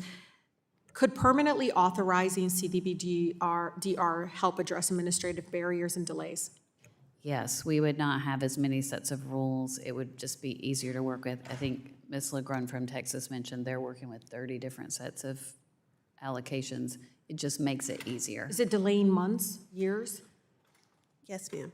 How long is it delaying not having it permanently authorized? It is easily taking over a year to access the funds by beneficiaries after you all make the allocation. Yeah, that's just too long. Yeah. I hope my colleagues, maybe we can work on that, permanently authorizing CDBG-DR. Thank you very much. I yield. Gentlelady yields back. The gentleman from South Carolina, Mr. Timmons, is now recognized for 5 minutes. Thank you, Mr. Chairman, and thank you to our witnesses for being here today. The purpose of today's hearing is to examine whether the Community Development Block Grant Disaster Recovery Program is effectively meeting the long-term recovery needs of disaster-affected communities and whether the program's current structure is helping or hindering those efforts. Over the last 3 decades, Congress has appropriated more than $100 billion through CDBG-DR, yet concerns persist about delays, administrative complexity, overlapping responsibility, and oversight challenges. While CDBG-DR is often described as a flexible tool for addressing unmet recovery needs after FEMA, SBA insurance, and other assistance have been exhausted, that flexibility comes with trade-offs. Because the program lacks a standing authorization and permanent regulations, each supplemental appropriation can bring a different set of requirements, waivers, timelines, and reporting obligations. The question before us is whether that approach is producing better outcomes for disaster victims or creating additional barriers to recovery. Mr. Jaroscak, the Government Accountability Office has repeatedly identified changing program requirements and inconsistent rules across disaster supplements as a contributor to delays in getting assistance to communities. From your analysis of the program, if Congress were to authorize a permanent CDBG-DR framework with standardized rules which specific parts of HUD's allocation and action plan review process account for the greatest delays today? And where could Congress streamline the process to improve the speed of recovery assistance without sacrificing accountability? Sure.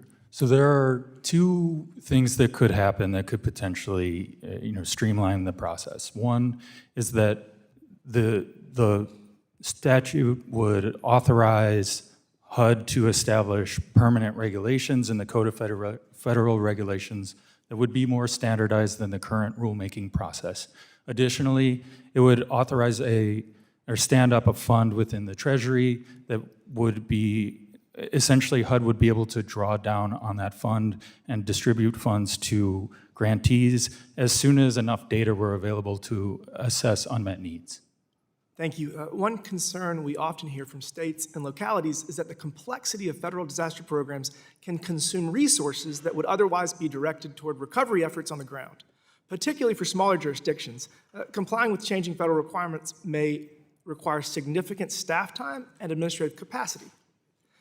Deputy Secretary McGarrah, based on your experience administering disaster recovery programs, how much of a burden do the varying requirements associated with different CDBG-DR supplemental appropriations place on grantees?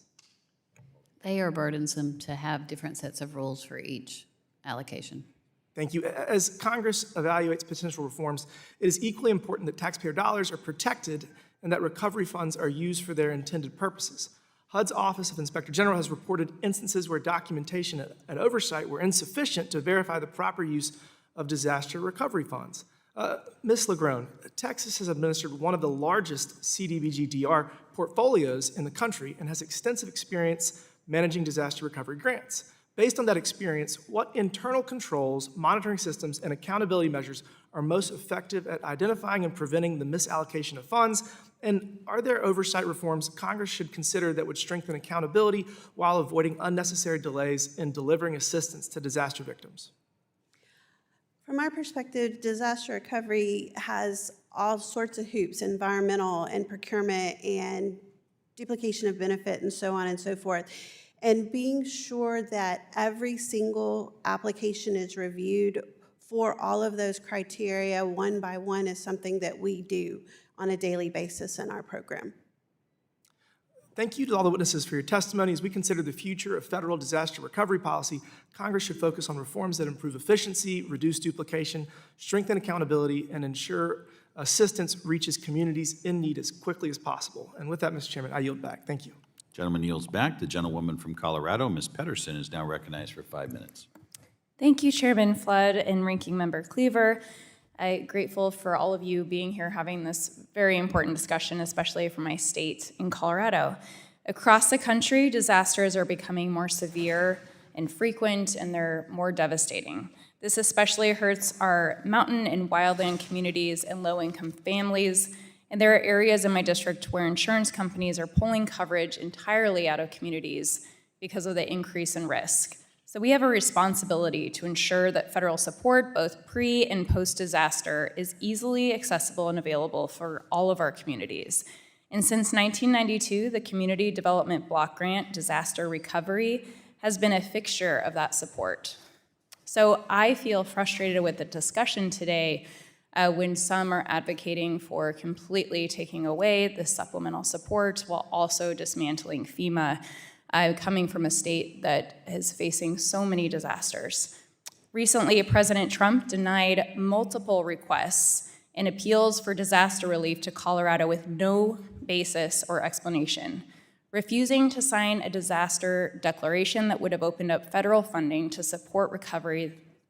That means that communities in Colorado will have fewer resources and options to rebuild. Even now, Colorado is waiting upwards of $45 million from FEMA's Hazard Mitigation Grant Program to support disaster resiliency. So with these funds stuck, communities are left with cascading impacts to their businesses and to individuals who are living in these communities. And at HUD, the Community Development Block Grant funding for disaster recovery can only be given to communities after qualifying for a presidential disaster declaration. So, Ms. McGarrah, I'm curious about your perspective here since you come from a state that has been impacted by this as well. When the president delays or withholds disaster recovery funding like we're seeing right now in Colorado, how does that compound the challenges HUD faces in delivering long-term recovery support? Thank you for your question. Right now, we are delayed in being able to roll out the infrastructure component of CDBG-DR, so we have a number of communities for which the FEMA public assistance will not fully meet their need, and CDBG-DR allows you to build back to what you actually need and make it more resilient. And so we are still waiting on FEMA. Those delays have been extreme, and we cannot, there's no waiver around this. We just have to wait until those funds are administered.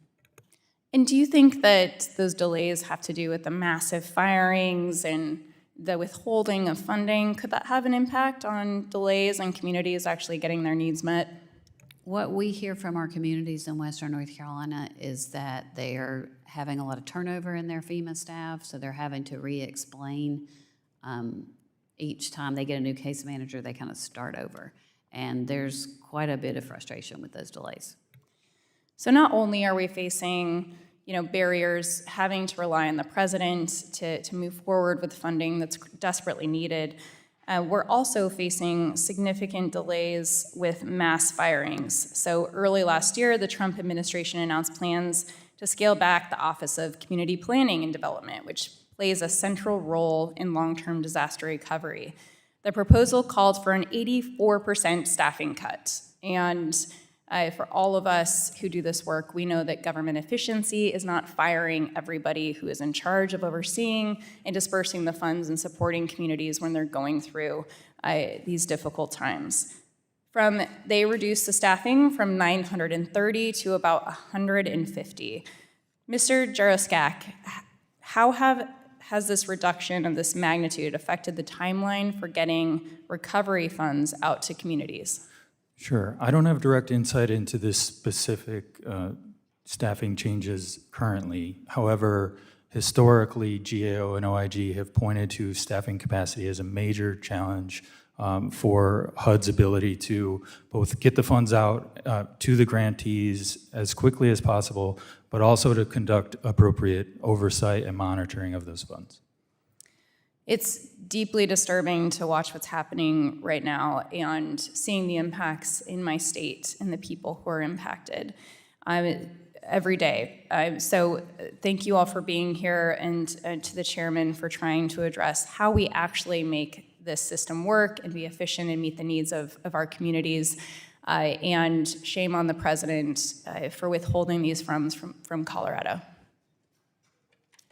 Gentlelady yields back. The gentleman from New York, Mr. Lawler, is now recognized for 5 minutes. Thank you, Chairman, and thank you to the witnesses for being here today. Mr. Jaroscak, in the Hudson Valley, we live with the reality that storms don't wait for Washington to sort out its rules. Riverfront towns like Piermont and Stony Point and hamlets like Ossining and Peekskill need to know before a major storm what recovery will look like. When the federal playbook changes after every disaster, local officials are left guessing at the moment. They need certainty.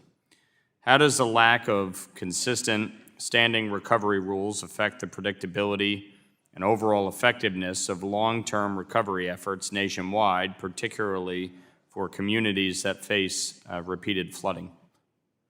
Thank you for the question. And I guess in addition to what Ms. McGarrah and Ms. Lagrone had mentioned, there are also challenges with the ability for grantees to ensure that they're mitigating against duplication of benefits risk. With the unpredictability of funding, grantees and states and localities need to begin to plan how they are going to use their funds without potentially clear insight into whether they will receive CDBG-DR funds. And this could put individual households at risk for eventually unintentionally establishing a duplication of benefit. Mr. Cave, after disasters, families aren't asking for multi-year planning exercises. They're asking for a safe roof, dry walls, and a path back home. Yet too often the dollars meant to stabilize households get diverted into long planning cycles that delay the very help people are counting on. What pressures tend to shift recovery funding away from urgent household level repairs and toward broader planning activities, and how do those pressures ultimately affect communities trying to rebuild? Yeah, great question, and a big one. If you think about FEMA, they go into the community, they bring a table, and they've got a stack of debit cards, and they have a list of hurricane victims or disaster victims, and they sign and get a $2,500 benefit, which is individual assistance, which is broad-based, which might repair a roof, might go to food, et cetera. I I think we have this designation that with CDBG-DR, it is waiting for us to measure unmet needs. But when you stack the temporary nature of the program, you're only adding time to that assessment when you should set it on the front end. The permanent authorization is really just a structure that then shortens that time frame.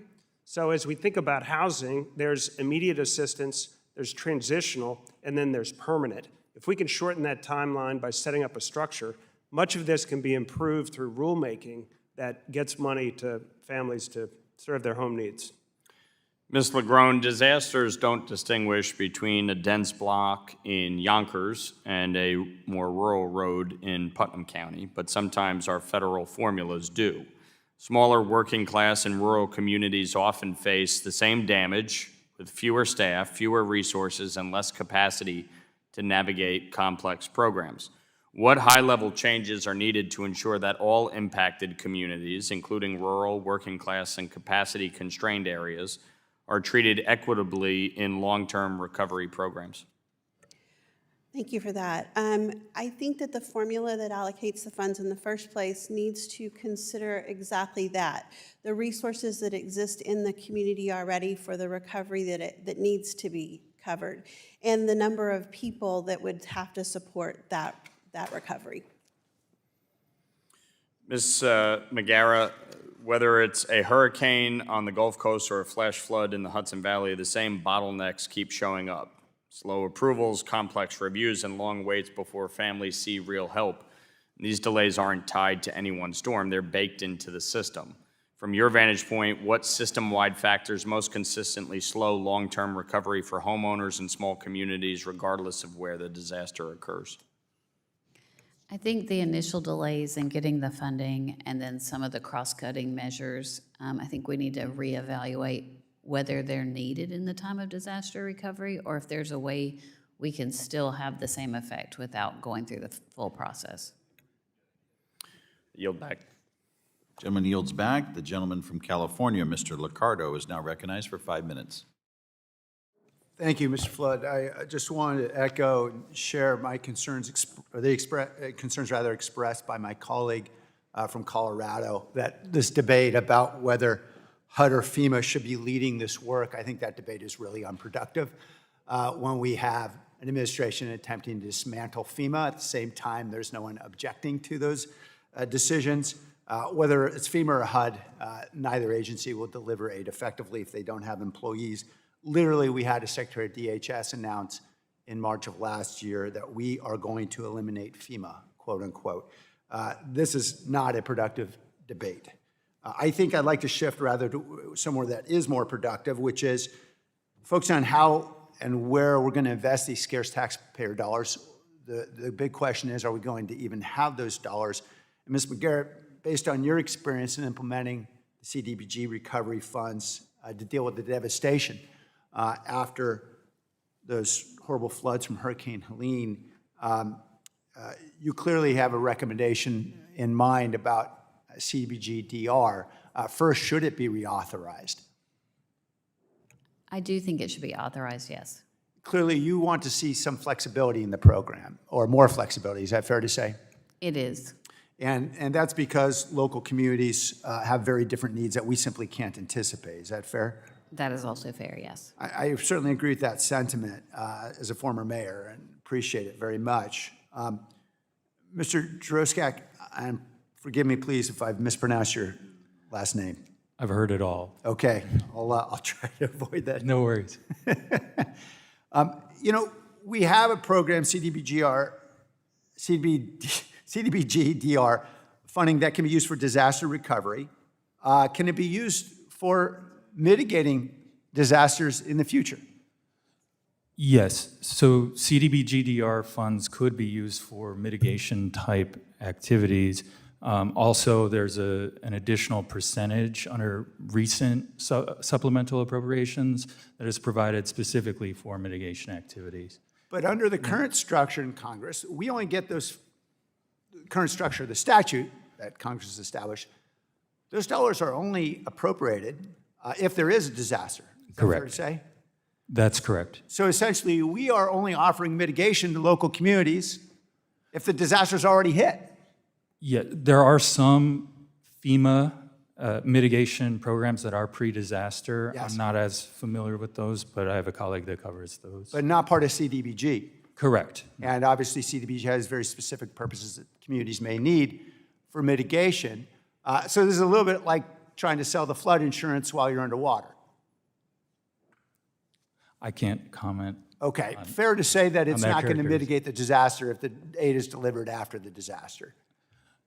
Sure, I think that that argument could be made that disaster mitigation funds may be best served prior to a disaster, and I think that is the purpose of some of the FEMA assistance that is intended for that. And is there evidence out there from studies that would establish that mitigation is a good investment of taxpayer dollars?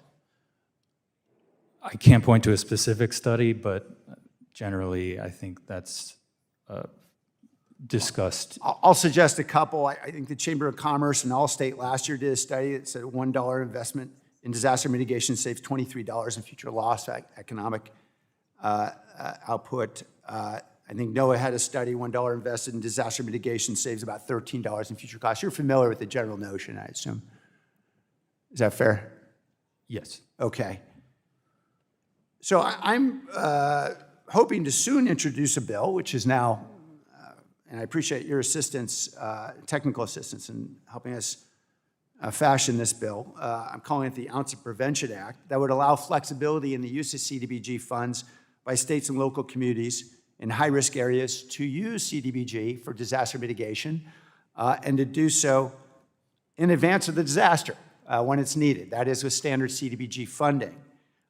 That would be a departure from the current approach, which would only allow you to use CDBG funds that are allocated after a disaster. Is that fair? Yes.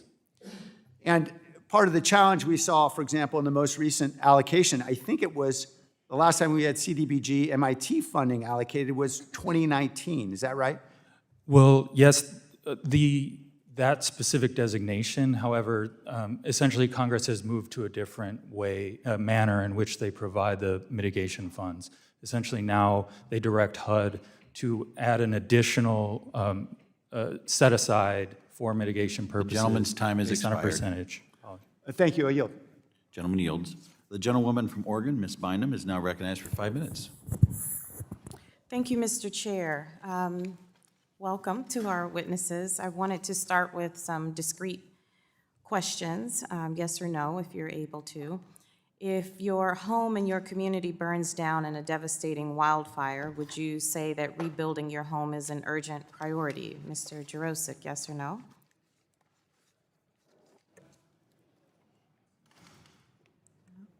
Okay. Mr. Cave? Sure. Ms. Lagrone? Yes. Mrs. McGarrah? Yes. And I agree with you, whether it's wildfires like I have in my district or hurricanes and flooding in like some of my colleagues' communities, I believe the American people need the support of the federal government to help them rebuild in the wake of a disaster. And I would argue they can't wait for years for that to happen. Now, it should be that the Department of Housing and Urban Development, HUD's job is to deliver on that. And so I have some questions for HUD too, but respectfully, Mr. Chair, I find it curious that, we didn't really have that offered. And so I'll ask the questions anyway. Does HUD think it's reasonable for it to take years to deliver funding for the victims of wildfires? And what does HUD recommend a constituent of mine do in the meantime while they wait years for assistance to build their home? Now, unfortunately, this is a reality for thousands of families in Oregon who lost their homes during the devastating 2020 Labor Day fires, which burned over 1 million acres across the state, destroyed over 4,000 homes, and claimed 11 lives. The cities of Phoenix, Talent, Detroit, Idana, and Gates saw catastrophic damage. And I will argue, even my own family had to escape from the wildfires. And I recall as a tender moment in mothering, I told the kids to pack up things that they felt were important. And the kids packed up all of our pictures. And I told him to pack some clothes. And my daughter, my oldest daughter, I think she was about 17 or 18, she said, well, Mom, I packed some clothes, but I also packed a dress, just in case we end up in the South and we have to go to church. And it was one of those moments I'll never forget, because I never imagined having to escape from wildfires getting close to our home. So despite the sweeping destruction of those fires across Oregon, Congress didn't appropriate funding to rebuild homes in my district until September 2021, which was over a year later. And after that, HUD had to set requirements for the $422 million of recovery funds designated for my state. And then by the time they finished, the state was able to meet those burden requirements. Federal funding didn't begin flowing to Oregon until February 2023. So 2020, 2023. And I think that's unacceptable. My constituents and all Americans impacted by disaster can't afford to wait over 2.5 years before the rebuilding process even begins. And because those families who lived in Detroit and Gates didn't come back in large numbers, they couldn't sit around and just wait for the feds, hoping that federal funding would come and show up. Now, I'll close with this. In Oregon, we have ice storms and wildfires, the strangest kinds of disasters. And the one thing I remember from the most recent storm that our family was affected by, I was on the phone with my best friend, and I was looking outside, and I think we had an ice storm. And we have Douglas firs in our backyard, and they're 100-foot trees. And I remember talking to her, watching the tree go down, down, down, boom, and just barely missed our house by this much. And we called the city. The city came out within 2 hours, told us what to do, told us we didn't need a permit, told us we could call a couple of companies in the area, and they told us to have a good day. And that was the perfect response for the city. They came when we called within just a couple of hours. They provided the resources we need, and they left. And that, to me, is what the government should be able to do. Come when you call, when they're needed, give the information, offer the resources, and go away. And that is what we're asking. That's all we're asking. Thank you, Mr. Chair. I yield back. Gentlelady yields back. The gentleman from Texas, Mr. Green, is now recognized for 5 minutes. Thank you, Mr. Chairman. I thank the ranking member as well. Thank the witnesses for appearing today, especially the witnesses from Texas. Welcome. And I'd like to start with a brief vignette that will not be nearly as soul-stirring as the one that Ms. Bynum gave us. It touched my heart to hear her say that the children selected photographs. They wanted memories, so thank you for that. My vignette has to do with the necessity to permanently authorize CDBG-DR.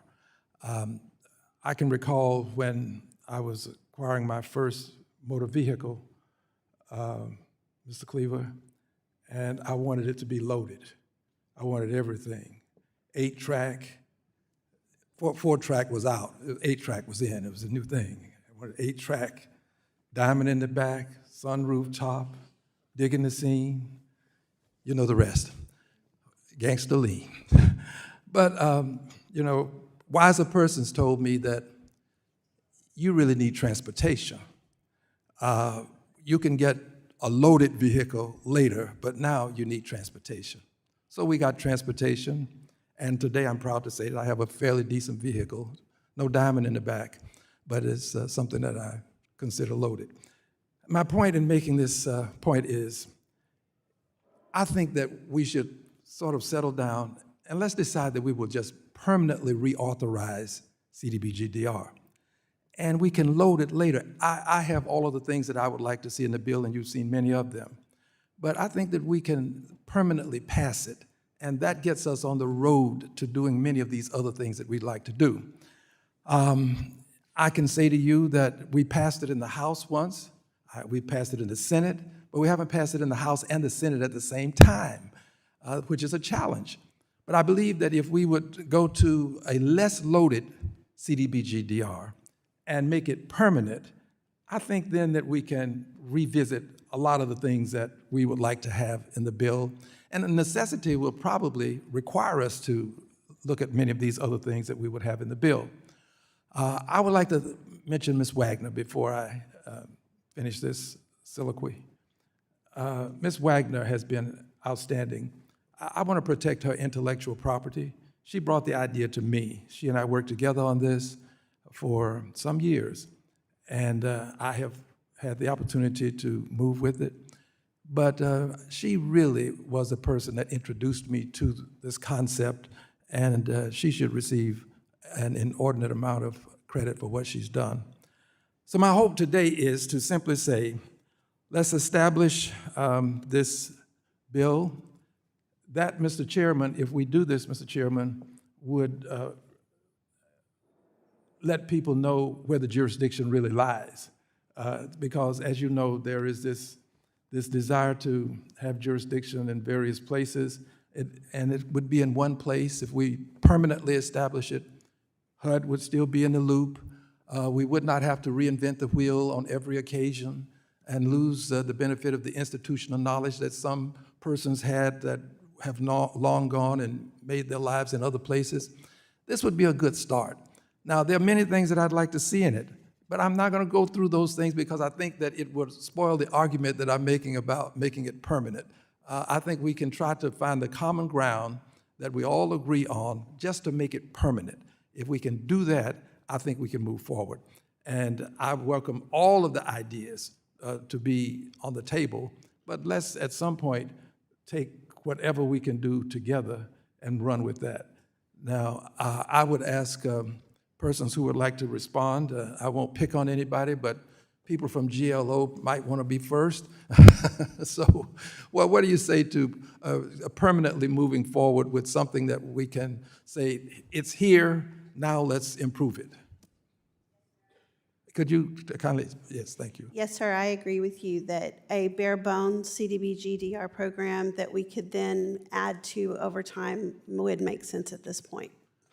Okay, now, I'm reminded that the best time to plant a tree is 25 years ago. So let's not 25 years from now, is what you and I seem to agree on. 25 years from now, say, God, I wish that we'd planted that tree 25 years ago, because we can bicker over this ad infinitum. But this is a means by which we can move forward and start the process. Who else would like to respond? The lady smiling at the end, I can't see your name from here. Yes, sir, I agree. Okay. The gentleman is smiling to the left of my GLO representative. Yeah, we agree, and streamlining the program is important as well. Thank you, Mr. Chairman. I yield back reluctantly. The gentleman yields back. I'd like to thank all of our witnesses for your testimony today. Ms. Bynum. Without objection, all members will have 5 legislative days to submit additional written questions for the witnesses to the chair. The questions will be forwarded to the witnesses for their response. Witnesses, please respond no later than July 15, 2026. With that, this hearing is adjourned.